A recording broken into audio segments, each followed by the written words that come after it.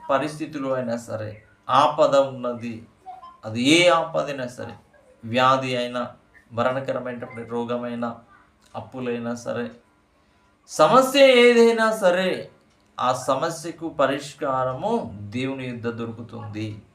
అది ఎప్పుడు దేవుణ్ణి ఆశ్రయించు. దేవుని ఎప్పుడైతే ఆశ్రయిస్తావో, ఆశ్రయ దుర్గమైనటువంటి దేవుని ఎప్పుడైతే ఆశ్రయిస్తావో, అప్పుడు ఏమవుతుంది? నీ సమస్యకు పరిష్కారం వస్తుంది. అందుకే మన దేవుడు ఆశ్రయమును దుర్గమును ఆపత్కాలంలో ఆదుకొను సహాయకు. ఏ ఆపద వచ్చినా మనం మొట్టమొదటిగా ఆశ్రయించవలసినటువంటి ఎవరిని ఆశ్రయించాలి? దేవుణ్ణి మనం ఆశ్రయించాలి. ఒక ఆపద మన ముందు ఉన్నది, ఒక కష్టం మన ముందు ఉన్నది, ఒక అప్పు మన ముందు ఉన్నది, ఒక సమస్య మన ముందు ఉన్నది, రోగం మన ముందు ఉన్నది, ఇబ్బందికరమైనటువంటి స్థితిలో మనం ఉన్నాము. అప్పుడు మనం ఎవరు గుర్తుకు రావాలి అంటే దేవుడు గుర్తుకు రావాలి.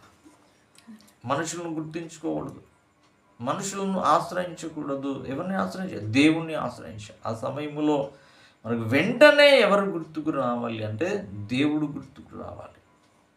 ఆ సమయంలో ఎప్పుడైతే నీవు దేవుని గుర్తుంచుకొని మోకరించి కన్నీరు విడిచి ఆయనకు మొరపెడతావో, నీ సమస్య అంతా కూడా ఆయనకు వివరిస్తావో, ఇప్పుడు ఏం చేస్తాడంటే దేవుడు ఆ సమస్యలన్నింటిలో నుండి ఆయన విడిపిస్తాడు, విడుదల కలిగిస్తాడు, అద్భుతం చేస్తాడు. అందుకే మనకు సమస్య ఎప్పుడున్నా సరే వ్యక్తులను ఆశ్రయించకూడదు, దేవుణ్ణి మనం ఆశ్రయించగలగాలి. ఎందుకంటే వ్యక్తులు చేయలేనటువంటి గొప్ప కార్యాలు దేవుడు చేస్తారు. వ్యక్తులు కొంతవరకే చేస్తారు, కానీ దేవుడు అన్ని విషయాల్లో దేవుడు మనకేం చేస్తాడంటే ప్రతి ఆపదలో నుండి ఆయన విడిపిస్తాడు. దానియేలుని సింహాల బోనులో నుండి